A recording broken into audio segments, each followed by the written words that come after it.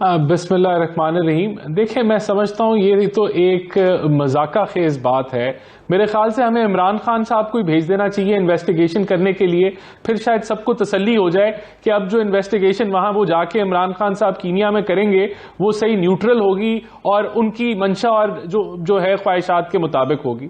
अगर एक अफसर जो है वो आईबी को रिप्रेजेंट करता है या एफआईए को रिप्रेजेंट करता है, तो किस तरीके से उस अफसर को आप कह सकते हैं कि वो कोई जाती मुलाजिम रहा है, वो हाउस ऑफ शरीफ का या इस फैमिली का, इस खानदान का?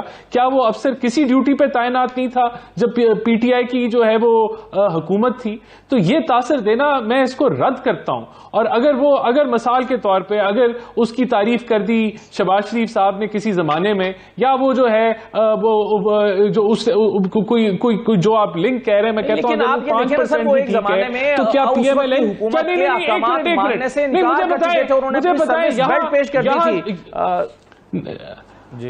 नहीं अब चले ये भी कर दिया होगा, तो क्या ये नून लीग, आप ये तासर देना चाह रहे हैं कि नून लीग जो है वो खुदा ना खास्ता कोई अरशद शरीफ के हादसे के अंदर शामिल है, या हमारी जो जमात है वो कोई इसके अंदर से सियासी मफाद? तो मैं समझता हूं ये बहुत, लेकिन राणा साहब क्या आप ये नहीं चाहेंगे कि ऐसी रिपोर्ट सामने आए जो इतनी शफाफ हो, उस पर कोई एक उंगली भी ना उठ सके? ये एक उंगली उठ रही है ना, क्या आप नहीं चाहेंगे क्योंकि उस पर कोई उंगली ना उठ सके? नहीं, ये कोई उंगली नहीं उठ रही। देखिए, मैं बता रहा हूं इसका एक ही हाल है। कुछ और लोगों को भी शामिल किया जा सकता था, मीडिया के नुमाइंदों को शामिल किया जा सकता था, मीडिया तंजीमों के नुमाइंदों को। इसमें आप इमरान खान साहब को शामिल कर दें, इसमें एक ही हल है, इसमें इमरान खान साहब को शामिल कर दें, उनको कीनिया भेज दें, फिर सबको तसल्ली हो जाएगी। इसके अलावा और जुडिशल कमीशन बना दिया गया, ये जनरल पब्लिक की तरफ से भी एतराज आ रहा है। वजीर आजम साहब, देखें, वजीर आजम साहब ने उनके सदर को कॉल किया, वहां के जो हमारा जो एम्बेसी थी उसको हाई अलर्ट किया, एम्बेसडर साहब को कहा कि यहां कोई आपको you should leave no stone unturned, कि जो हमारे जो जर्नलिस्ट हैं जिनके साथ एक इतना बड़ा सदमा हादसा पेश आ गया, ही वॉज मर्डर्ड, तो हम उनको फैसिलिटेट करें। इसी तरह किसी के कहने से पहले जुडिशल कमीशन बना दिया गया। सर वहां पर देखना, उस सदर को आप क्या कहिएगा कीनिया के सदर को कि जिनकी पुलिस का तीसरा दिन तीसरा बयान सामने आ गया है, तो वो क्या कर रहे हैं? मतलब इतना हाई प्रोफाइल केस क्या तो उसको समझ रहे हैं कि उनकी आपस में स्टेटमेंट्स मैच नहीं कर रही हैं? उनसे क्या तवक्कुआत रखी जा सकती हैं? अरे तो भाई वो जो कीनिया है कोई हमारा सूबा नहीं है।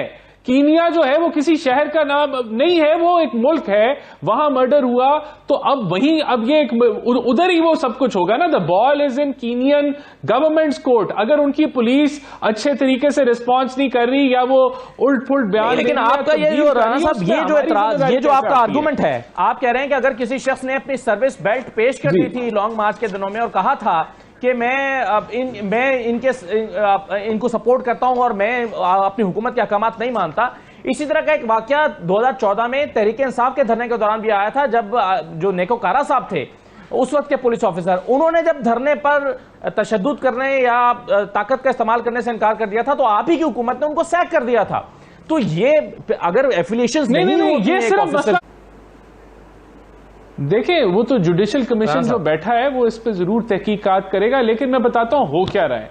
इधर एक आदमी जिसका नाम इमरान खान है, वो लाशों के ऊपर सियासत कर रहा है और उसकी हिस्ट्री है इस काम करने की। वो मैं आपको हिस्ट्री थोड़ा सा बताना चाहता हूं कि वो इमरान खान करता क्या है।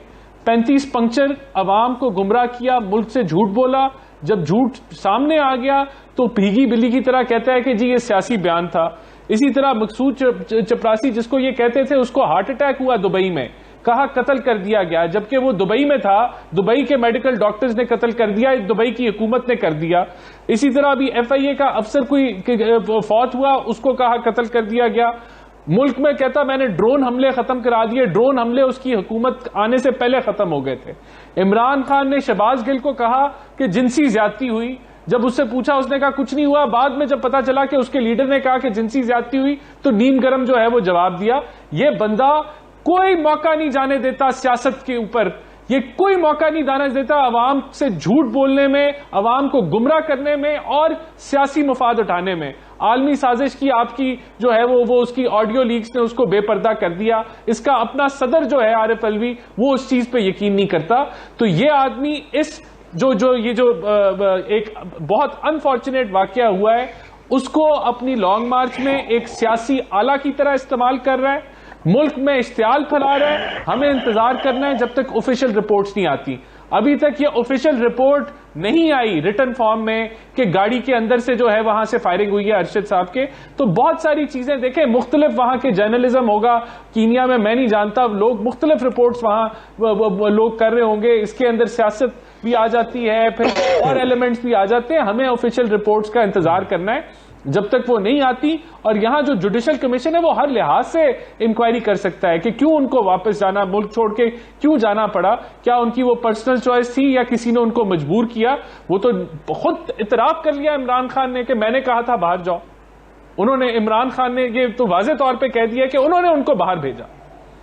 उन्होंने आज पहली दफा, जो जब से ये धमकियां दे रहे हैं कि हम मार्च करेंगे और फिर संभाला नहीं जाएगा और पता नहीं क्या कुछ हो जाएगा, श्रीलंका बन जाएगा मुल्क, आज इन्होंने पहली दफा इस्लामाबाद की इंतजामिया से रिक्वेस्ट की है कि इन्होंने जो है वो H9 पार्क या F9 पार्क जो है वहां इन्होंने जलसा भी करना है और धरना भी देना है। तो अब अगर तो इनका यही प्लान है और H9 के दरमियान जगह मांगी है, इन्होंने रेड जोन में नहीं आना, जी अगर तो इनका यही प्लान है और इनको अगर वो उस प्लान के मुताबिक चलते हैं, इस चीज के ऊपर अभी जो इस्लामाबाद की इंतजामिया है और जो गवर्नमेंट है वो इस पे फैसला देख रही है और फिर वो देख के बताएगी। लेकिन उस फैसले के अंदर ये जरूर शामिल होगा कि इनकी तारीख में इनके क्या इक़दामात रहे, तो उसके बाद फैसला किया गया। देखिए, इमरान खान को खुली आज़ादी है, ऑपोजिशन को, बल्कि हर इंसान को, कि वो प्रोटेस्ट करे, वो फ्रीडम ऑफ स्पीच हो और इसी बुनियाद पे वो पूरे पाकिस्तान में जलसे करते रहें।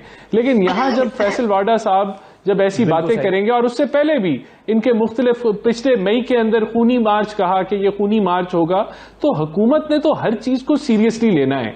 हुकूमत ने अपनी रिट को कायम करना है और हुकूमत ने इंश्योर करना है कि जो फ्रीडम्स हैं एक आम शहरी के, वो प्रोटेक्ट किए जाएं और कोई जो है वो रेड जोन के अंदर दाखिल होके हुकूमत को यरगमाल ना बनाए। तो मेरे ख्याल से अगर इस पे जल्द फैसला आ जाएगा कि इनको इजाजत दी जाएगी या नहीं दी जाएगी, अगर तो वाकई हकीकी तौर पे इनका प्लान यही है कि वो F9 के पार्क में बैठना चाहते हैं, तो मैं कम से कम ये मशवरा दूंगा कि इनको फिर इजाजत दे दी जाए और वहां, लेकिन अगर ये बैठने दिया जाए उससे कोई बात नहीं होगा। जिस तरह इनकी जी